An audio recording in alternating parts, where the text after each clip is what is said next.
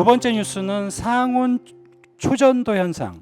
그러니까 뉴스 어떤 뉴스냐면 국내 연구진, 한국의 연구진이 세계 최초로 상온 상압에서 초전도 작동하는 초전도체를 개발했다는 뉴스였는데요. 이런 성공 소식이 기쁠만도 한데 뭐 외국뿐만이 아니라 국내 과학계에서도 좀 믿업지 않다는 반응을 보이고 있어요. 예. 오늘 보니까 뭐 거기에 관련된 기업의 주가가 하루 사이에 300% 오르기도 했다. 그런 얘기도 들려요. 예. 뭐 조심하셔야 되는 거고요. 그런데 상온 상압 초전도체가 뭘까부터 좀 설명을 해드리도록 하겠습니다. 그 상온 상압 초전도체는 여러 개의 단어들이 있어요. 일단 상온, 그다음에 상압 초전도체죠. 그렇죠. 먼저 상온을 볼까요? 상온은 우리가 일상적으로 겪는 일정한 온도를 말합니다. 예, 예. 뭐 사람마다 겪는 일정한 온도가 다르긴 하겠지만 보통 20도에서 플러스 마이너스 5도, 그러니까 15도에서 25도 정도의 온도를 우리가 방의 온도, 그러니까 상온이라는 게 우리 방에 있는 온도라 생각하면 돼요. 우리 집의 방의 온도. 그렇죠. 음식 같은 경우도 이제 뒤에 표기 보면 상온 보관하면 밖에 놔둬도 된다는 거잖아요. 예. 냉장고에 넣지 말고. 그러니까 15도에서 25도 정도를 이야기하는 거죠. 예. 근데 상압은 보통 일기압 상태를 말해요. 물이 100도에 끓잖아요. 그러니까 예, 예. 산에 오르면 낮은 온도에서 끓고 물 그렇죠. 깊이 들어가면 이제 훨씬 높은 온도에 끓습니다. 예. 그러니까 산에 올라서 기압이 낮아지든지 물 속에 들어가서 기압이 높아지는 게 아니라 예. 우리가 일상적인 생활하는 바로 그 일기압의 상태를 상압이라고 하죠.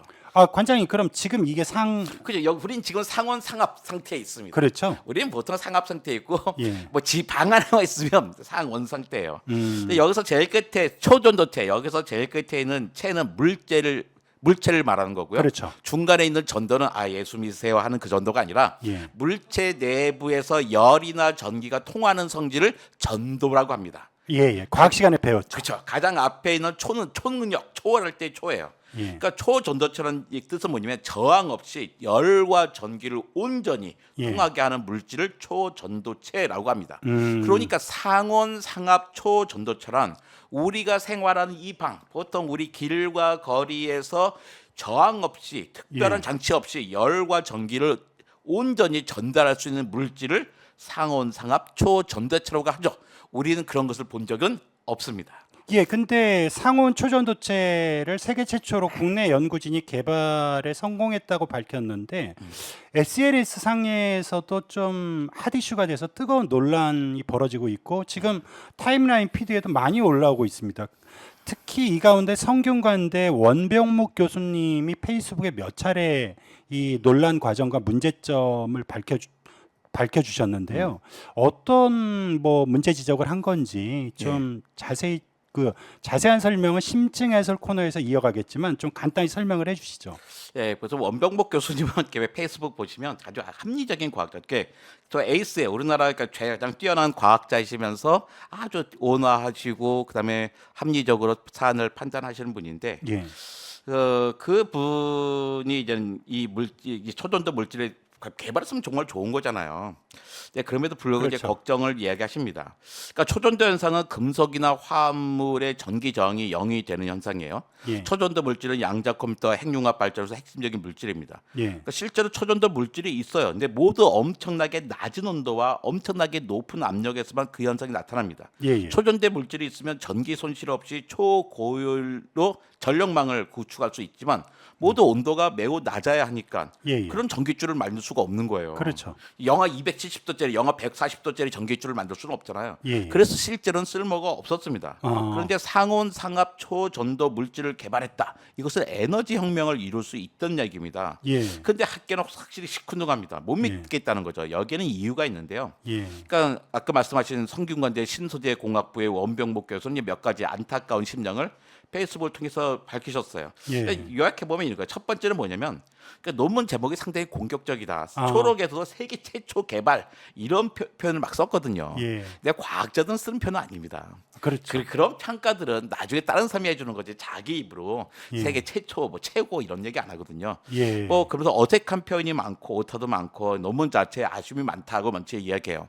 예. 근데 이제 과학자들이 그 표현할 거면 되게 짧게 수식과 데이터, 표와 그림으로 표현하게 되는데 그 그림 데이터를 정리한 그림이 너무 아마추어적이에요. 아, 그래서 이제 그림을 신뢰하기가 너무 어렵다. 예. 이런 걸 보면 연구가 좀 미성숙한 거 아니냐, 성숙한 연구가 아니지 않냐라는 아. 느낌을 지울 수 없다고 합니다. 예. 근데 기본적으로 뭐 이렇게 중요한 연구라면 예. 가장 권위 있는 저널에 정식을 제출하고 이제 검토를 받는 게 상식이거든요. 예, 예. 그런데 거기에 내지 아직 않았어요. 지금 예. 보니까 뭐 다른데 제출을 했다고 하지만 권위 있는 저널에 게재할 만큼의 완성도는 높지 않다라고 아.